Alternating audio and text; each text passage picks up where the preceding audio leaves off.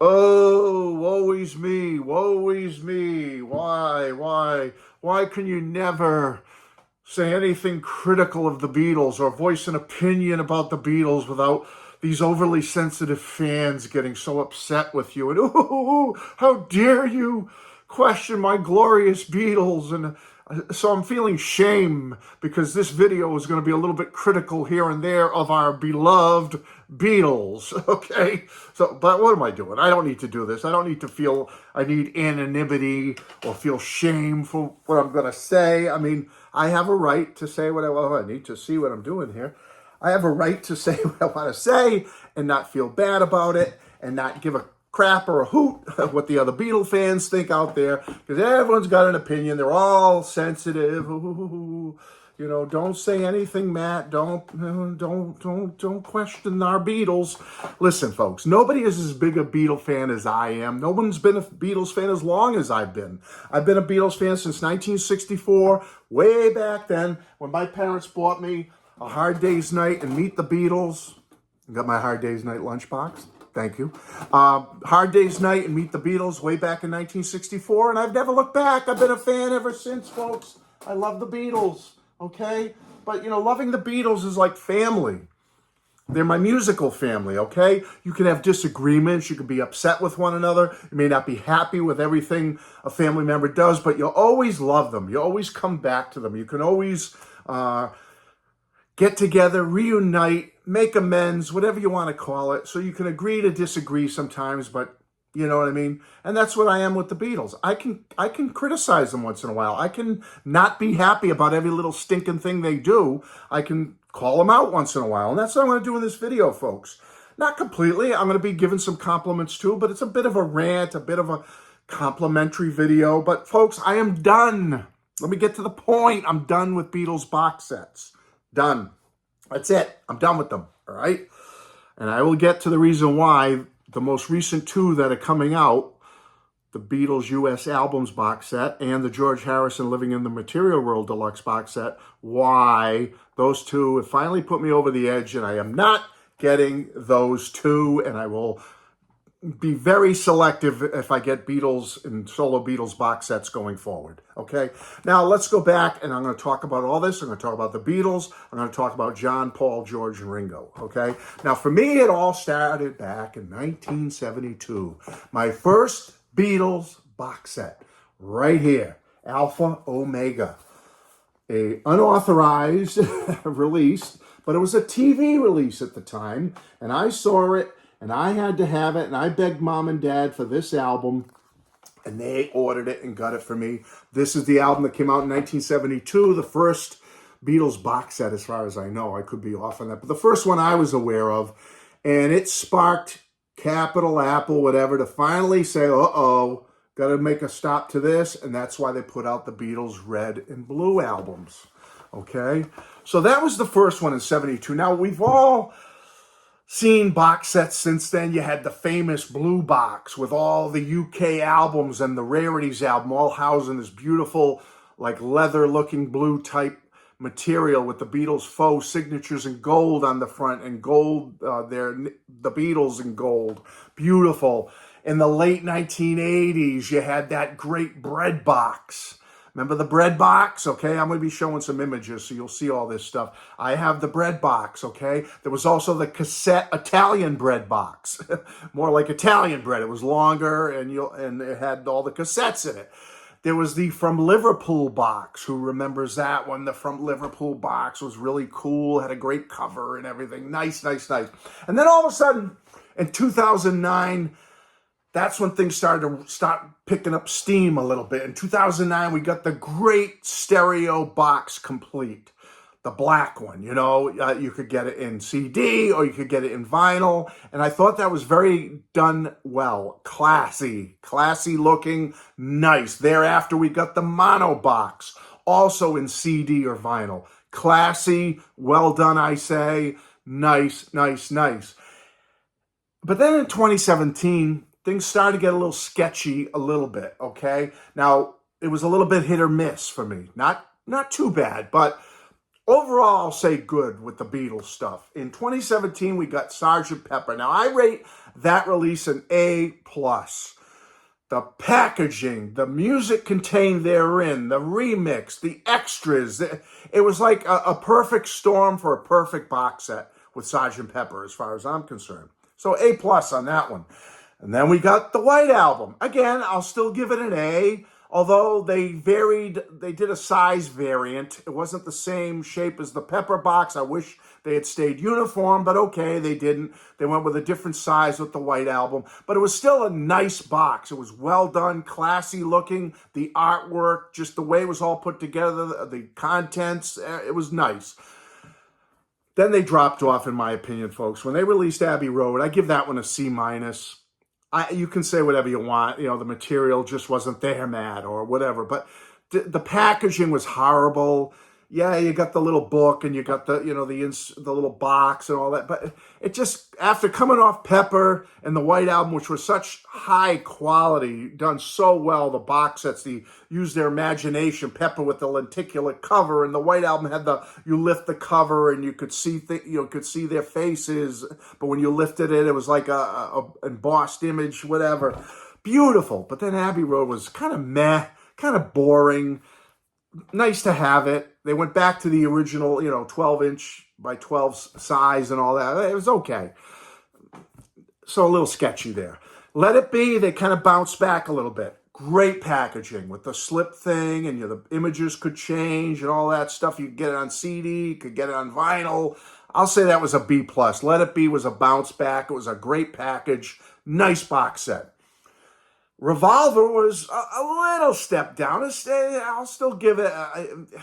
all right, Let It Be, I'll give an A- to, okay? It was a damn good box set. Revolver, I'll give it a B+. It was pretty good. Classy.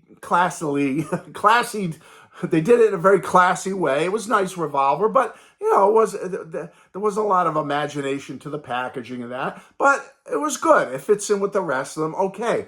But now here we are, folks. Since Revolver's been quite a while, when are we getting Rubber Soul? I mean, I don't know. I just think Rubber Soul should have been the next thing in the succession of doing these remix box sets, deluxe box sets for the Beatles, and they haven't done it.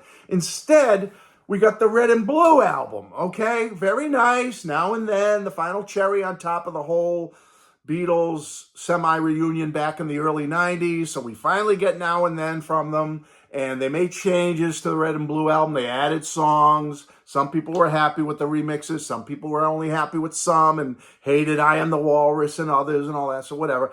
It was an okay box to get for the fact that we did get Now and Then finally. But was it 100% necessary? Not in my opinion. Not when you have the other Beatles albums out there waiting in the wings to get deluxe treatments, remix treatments, box sets. And certainly Rubber Soul would be my next pick. And we didn't get that. We get the Red and Blue. Okay, woo, whatever. All right. Now we're going to be getting this U.S. album set. And another year we got to wait, I guess, till the deluxe Beatles album sets pick up again, if they ever do. What if they don't? So now these U.S. albums are coming for $300 for the box set. Folks, I'm sorry. It turned me right off. I am out. I'm out. I may be off Beatles box sets forever, unless they really impress me with, they better release a Rubber Soul with a brown suede cover with a orange gold foil embossed Rubber Soul logo on the front. I want it all, okay? So they better do that, and they may win me back. But right now, I'm turned off to the Beatles box sets because this U.S. albums one is a ripoff, in my opinion. Sorry, it's a ripoff. $300. Well, I think it's like $180 if you just buy the 6 Beatles U.S. albums. They're being released individually. $180 for that. Or you could pay an extra $120 to get a cardboard box and the Beatles story. Whoopee! No, thank you. Okay? Beatles story isn't worth the price of the cardboard it's printed on, and I'm not paying $120 for a cute little cardboard box with blue and red coloring to house my U.S. albums reissues in. Sorry, not going to do it. All right?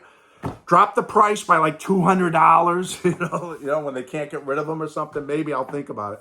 And instead, folks, I'm turned off to that. I'm not getting it. I'm not even getting all 6 of the reissued albums because I have them all twice over in great condition, original issues on mono and stereo. I may get the blue Target exclusive of Meet the Beatles, because that's a different variant. That's Meet the Beatles in a blue vinyl. So opaque blue or something. I may get that one because it's kind of cool. I did get an ancillary product. I did get these are already out if you want to get them. They are selling lunch boxes of all the different U.S. albums that are coming out in November. So I wanted A Hard Day's Night because it's very striking looking. Beautiful red with the black and the white. Just thought it was nice. One of the albums my parents bought me way back in 1964. So I did get that, okay? Am I getting all the lunch boxes? No. And they're selling T-shirts and other stuff. I may get one T-shirt. That's it. So no thanks on the box. But let's get into the solo Beatles now and talk a little bit about them because they've been hit or miss. So let's start with Ringo Starr. Never mind. Let's not start with Ringo Starr, okay? Not much to talk about there. We'll get to him later, okay?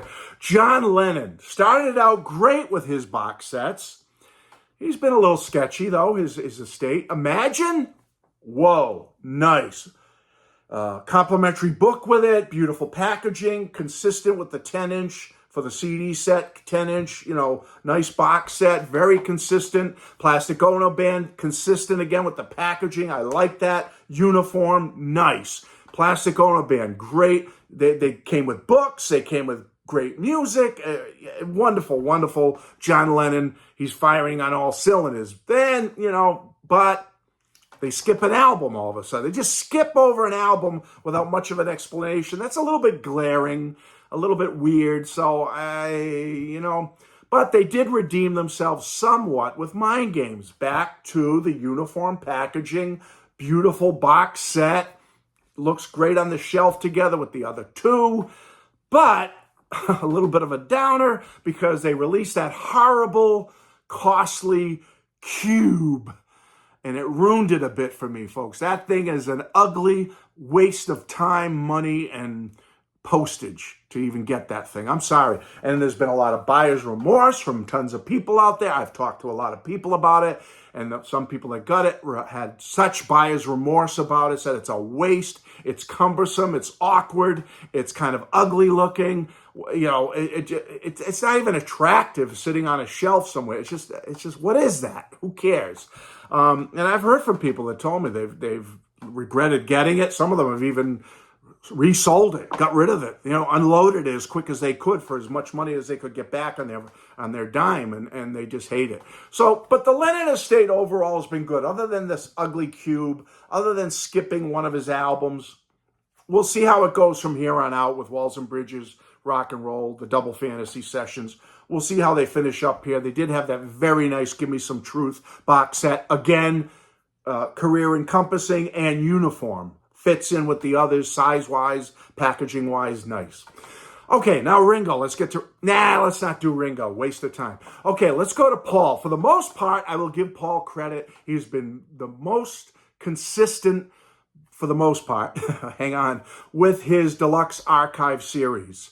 With the sizes of them, they sit well together on a shelf. The packaging is nice. Wonderful extras with them. You'll get a book with it. You'll get great music with it, stuff you haven't heard before. So for the most part, the Paul Deluxe Archive series has been thumbs up, bang up job from Paul. A couple of stumbles here and there. Big stumble is, where's the next one, Paul? Okay, hopefully we're going to get something soon, but he's really skipped. It's been a long time since the last archive set, which I think was Flaming Pie. It's been so long, but a couple of stumbles. He stumbled a bit on his box sets, though. Not the archive series. So far, let's just get another one from him. But Egypt Station, that Traveler's Suitcase, what a turn-off.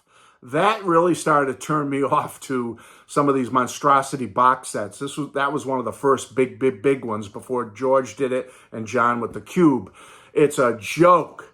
It's disgusting. It's a waste. There's nothing but junk inside of it, other than the music is okay. But, I mean, it's just a monstrosity, junky thing. And one thing I hate about Paul is when he holds the stuff, the releases with better value for his customer and fans, he'll hold that release until he releases the most expensive, ugliest monstrosity like the Egypt Station Traveler's Cave. He releases that, he puts that out. Oh, that's the only way we can get all these extra songs that were on B-sides and not on the Egypt Station album. And then after everyone spent their hard-earned money, the people that did, I didn't, on that Traveler's Suitcase, then he comes out with the Egypt Station Explorers Edition, which is more value for your buck. It's a smaller package. You get the whole Egypt Station album with all the extra songs, and you didn't have to spend all that money on a piece of junk Traveler's Suitcase. So I don't like when he does that, when he pulls fast ones on us. So I'll give Paul a thumbs down on that kind of stuff with these box sets.